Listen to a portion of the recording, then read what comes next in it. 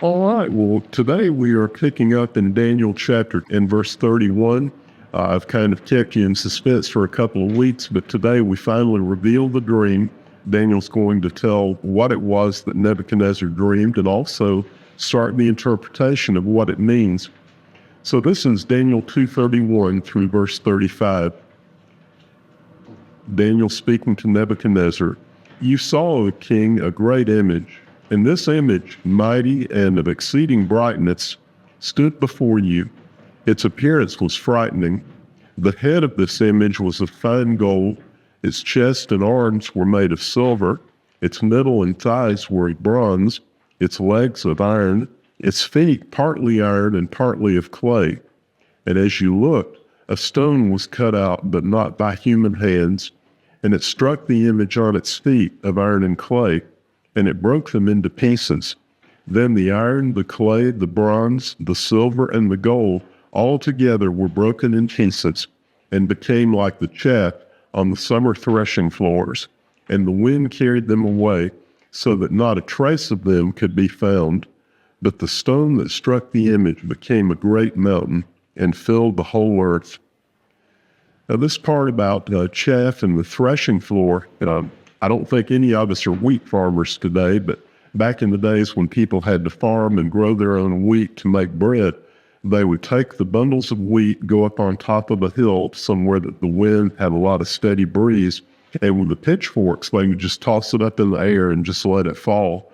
And the wind would separate the wheat, the seeds that they keep for bread, from the chaff. The chaff is just the outside little, like on a peanut skin, the hull that comes off. And so that would be blown away by the wind, and what you have left is what's good. So it's always been used in the Bible as an image of separating what is good and useful from what is bad and not needed.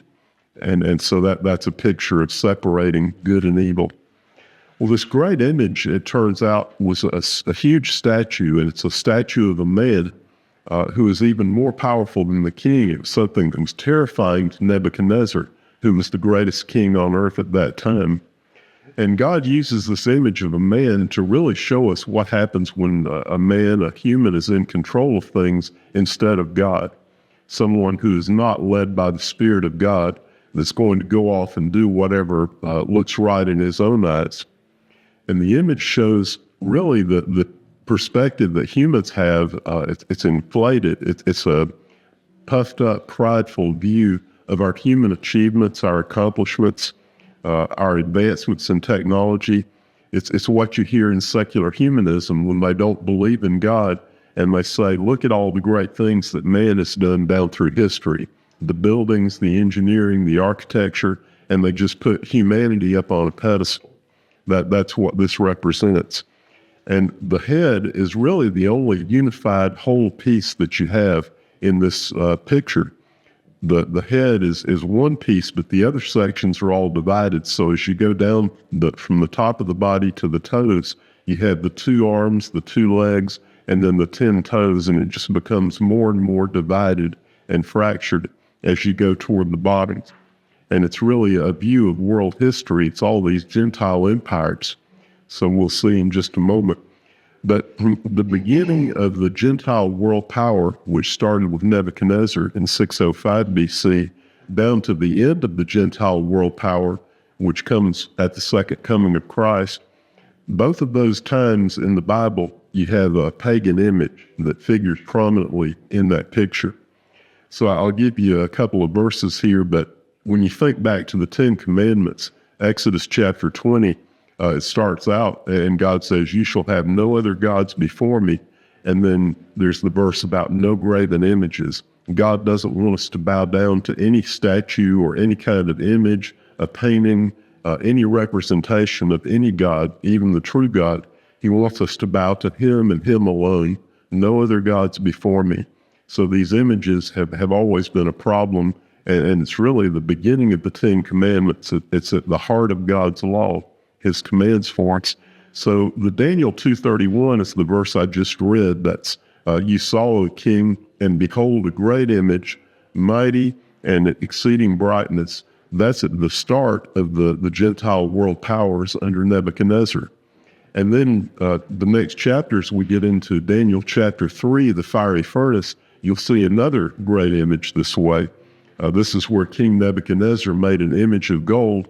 The height was 60 cubits. So this is not a dream anymore. This is an actual statue that he builds and constructs there in Babylon. And he calls all the people in Babylonia to come and bow down and worship that image. And then right at the end of the Gentile world powers, this is right before the second coming of Christ, Revelation 13, verse 14, it deceives those who dwell on earth, telling them to make an image for the beast. And it's the same command in both cases, what the Antichrist is doing there at the end times and what Nebuchadnezzar did at the fiery furnace. He says, worship, bow down to this image or die. That's your choice. Worship or die. And God says, don't worship the image, even if you're facing death. So that little table there where it talks about the metals in the image, Daniel says the head is made out of gold, and then the upper body, the chest, the arms, that area is made out of silver. Then as you move down to the midsection, the belly, the thighs, that's made of bronze. The legs are made of iron, but when you get down to the feet, the iron has clay mixed in with it. And so right beside that table, as you go from the top to the bottom, as you move from the head down to the feet, notice that those metals deteriorate in value. The gold is the most valuable, then the silver, and as you get down to the iron, it's not worth as much. And then you have a decrease in the weight. So the gold is going to be the heaviest metal. If you have a gold the size of a baseball and a silver baseball and an iron baseball, the gold will be heavy and the iron will be the lightest out of that group. And also they increase in hardness. So gold is relatively soft. And then as you move down to the iron, it gets harder and harder in those metals, except for the clay. So what we conclude from that is that the image is going to be top heavy. You've got this heavy piece of gold at the top, and then it's also going to be weak in the feet where the clay is located. And so the stone comes along and it's going to destroy the image. It hits the feet of the image, and with that foundation gone, the whole thing topples over. And we've seen pictures maybe of statues being pulled down, sometimes in a protest, or when there's a military victory, they'll come in and pull down the statue, but it just falls over and it collapses in a heap on the ground. And what this says is that when it falls, when it collapses, it's disintegrated so completely that there's nothing left but dust. All of it just turns into dust, and the wind comes along and blows it away, just like the chaff when you're tossing wheat with a pitchfork. The vision began with the statue filling the whole stage in the story, but it ends with the stone filling the whole earth. So the stone is far greater than this image, and the extent is worldwide. It's not just a local thing where Nebuchadnezzar rules in Babylon. The stone is going to rule the whole earth. So now we move into Daniel 2, verse 36, and this is where we had the interpretation, looking at the head of gold, the first piece. Daniel 2:36, this was the dream. Now we will tell the king its interpretation, the meaning of the dream. You, O King of Kings, to whom the God of heaven has given the kingdom, the power, the might, the glory, and into whose hand he is given, wherever they dwell, the children of man, the beasts of the field, and the birds of the heavens, making you ruler over them all. You are the head of gold. And we think, well, we shouldn't refer to Nebuchadnezzar or any human king as the King of Kings. We know that's Jesus. But he really was at that time. This is before Jesus came to earth at Bethlehem, and certainly long before the second coming of Christ. He was the ruler over the earth at that time. And in fact, Ezekiel, this is Ezekiel 26, verse 7, who was there in Babylon with Daniel at that time, and when he'd seen Nebuchadnezzar, Ezekiel writes, thus says the Lord God, behold, I will bring against Tyre from the north Nebuchadnezzar, king of Babylon, the king of kings, with his horses and chariots, with horsemen and a host of many soldiers. So it's there in Ezekiel referring to him this way. Now, the king owes all of his power to God, all of the success, all of his conquests, all the glory that he has came from God. And you notice how Daniel is fearless here in our earlier encounters with the wise men from across Babylonia. They didn't have anything. They were just kind of cowering. They were afraid. They didn't know what to say. But Daniel not only has the right answer, but he's bold. He's courageous about how he presents it to the king. And it reminds us, recently we looked at in the sermon series, 1 Corinthians 4, verse 7, where it talks about what do you have that you did not receive? Why boast about it? And that's really Daniel's message here. Daniel is not belittling the king. He's not minimizing the role of the king. God has appointed Nebuchadnezzar to rule over that empire, and God is using his leadership, his authority. He is the head of gold. Now, in the false pagan gods that they had there in Babylon, there was one called Marduk, and he was their god of gold.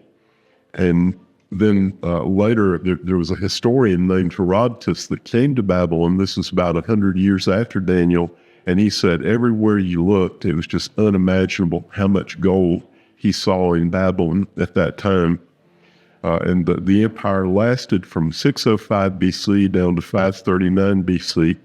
And just one other comment before I move on is, if you remember back during the 1990s, the Persian Gulf War, Saddam Hussein believed that he was the reincarnation of Nebuchadnezzar. He was just obsessed with the Babylonian Empire. He thought he was the son of Nebuchadnezzar. And he actually tried to rebuild the palace there in Babylon. So that was his big construction project before the end of the war. And when the U.S. military went in and they conquered, they took over that palace and went inside, they just discovered unimaginable gold. They saw something similar to what Herodotus saw centuries ago with Nebuchadnezzar. All of that gold was still there while the people in Iraq were starving, but the king had it all gathered in one place. All right, so now we're going to continue with Daniel 2, verse 39, where he gives just a brief interpretation of the next two kingdoms that will follow. So Daniel says, another kingdom inferior to you shall arise after you, and yet a third kingdom of bronze, which shall rule over all the earth. And that's just kind of a brief mention of the next two, which will be given in more detail as you go through Daniel.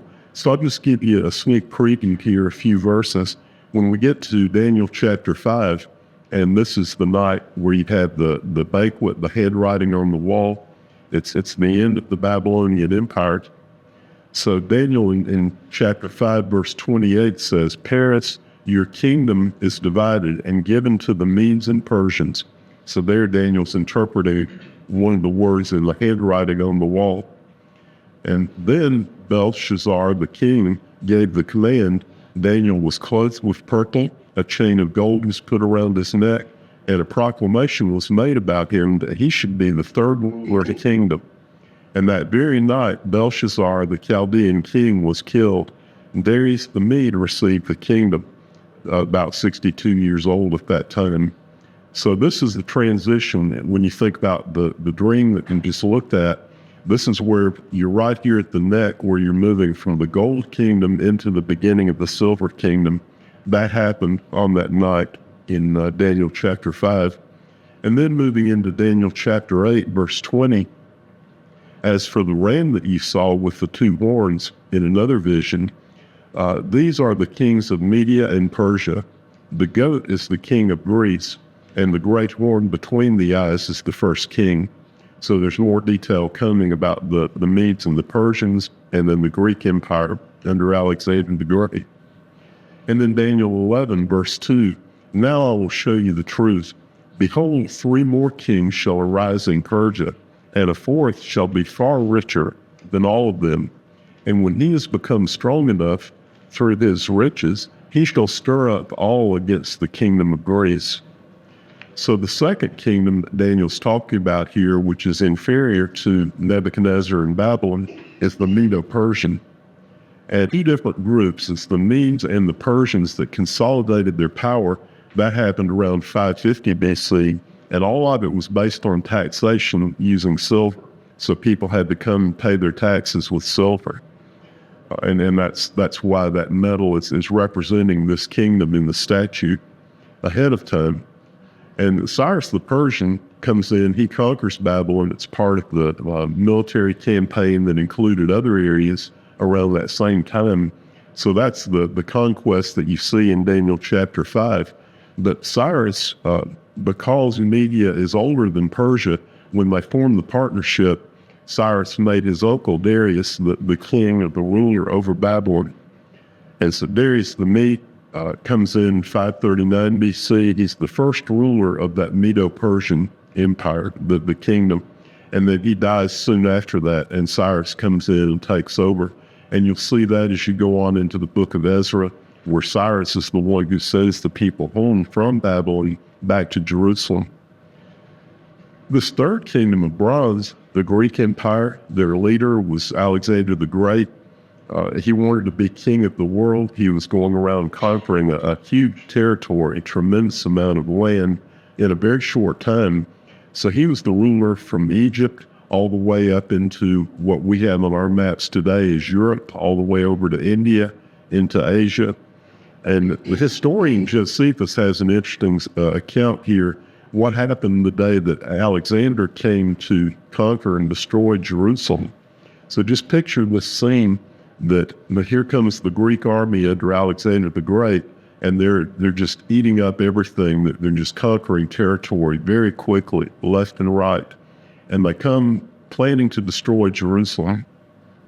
The high priest in Jerusalem, a man named Jesuit, rode out by himself toward the Greek army. And the only thing he's taking with him, it's not a weapon, it's a copy of Daniel that he carries with him. So when he gets there and he's face to face with Alexander, he says, "We've been expecting you for about 3 centuries now." And he pulls out the scroll and he shows Alexander the Great, "This is what our prophet Daniel said about you and what you would do." And Alexander was so impressed that he entered the city in peace. He came to the temple in Jerusalem to worship the God of Daniel because of what was written in that scroll. Alexander lived a short life, just from 356 down to 323 BC. He died in Babylon at age 33. And his soldiers, the Greek soldiers at that time, their armor was made out of bronze. So that's another symbol that you see in the statue, that God associates gold with Nebuchadnezzar, silver with the Medes and the Persians, bronze with the Greek army of Alexander. And after Alexander dies, his kingdom gets divided up. You have these 4 generals, and they take over the areas called Thrace, Macedonia, which is near Greece, Syria, which is north of Israel, and then Egypt. So those are the 4 main territories where Alexander's empire gets divided up. And his empire lasted from 331, when he conquered the Persians, down until 63 BC, when the Romans take over. And you see that declining value in the metals there as you go from gold to silver to bronze to iron. That's really a picture of how humanity has deteriorated. And you see that even going back to Genesis 4. So from the very beginning, you have the Garden of Eden, perfection, where people are living in harmony with God's law and God's creation. And then sin enters in, and ever since then, it's just been headed downhill. And that really contradicts what you hear from our culture. The evolutionist would tell you that history is getting better and better. Humans are making all these achievements. There's medical advances, technology advances. We're much better than our cavemen ancestors, and we're just getting smarter and smarter, and we're so good now we don't even need God anymore. That's the message that we get in our culture. But it's the opposite of the truth. This increase in strength and the hardness that you see in the iron legs, it suggests that there's military power as you move toward the end times, and that's what you see in Revelation. So when you get to Daniel chapter 11, starting in verse 36, he's describing that final battle, the final world conflict, and then there's more detail about that when you get to Revelation chapter 16 and 19. One thing I wanted to mention before we close up today, and we're short on time, but I did want to connect with Christmas. So when I talked about Alexander coming into the temple, similar sort of thing happened in Bethlehem. At a cookies and carol service I mentioned, this is not in the handout, but I did mention that the wise men that came with those three gifts in the first Christmas story were probably Persian. And there's Christian artwork in the catacombs there in Rome, dates to about 150 AD. And those pictures show them in Persian costumes, Persian uniforms. Yeah. Then you also have it from the early church fathers. There's some ancient Syriac traditions going back to the 2nd and 3rd century that say the wise men were Persian. And if these wise men were Persian, then they would have been descendants of the wise men that Daniel led when he was in Persia near the end of his life under Cyrus. So to me, the strongest evidence we had that the wise men were Persian, it's what happened in Bethlehem in the year 614 AD. This is when some Persian invaders came and they were going around destroying all the Christian sites. So if there were churches or anything associated with Christianity, the Persians were destroying it at that point in history. And they came to Bethlehem, and what they were planning to do is destroy the church in the Nativity. So it marks the place where Jesus was born.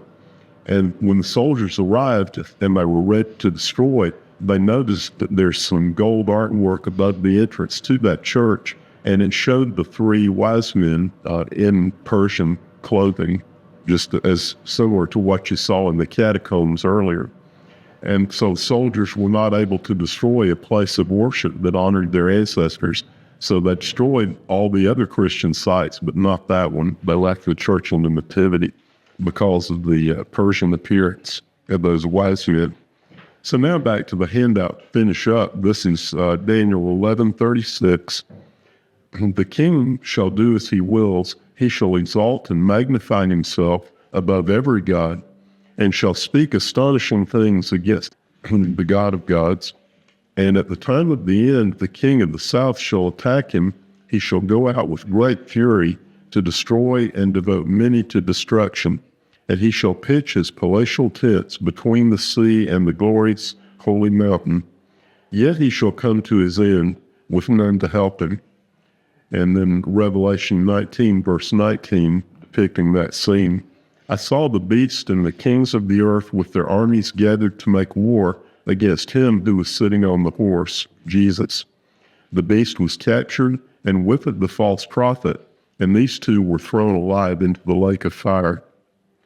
So next week we'll finish up Daniel chapter 2 with Daniel's interpretation of the fourth kingdom, which is the Roman Empire.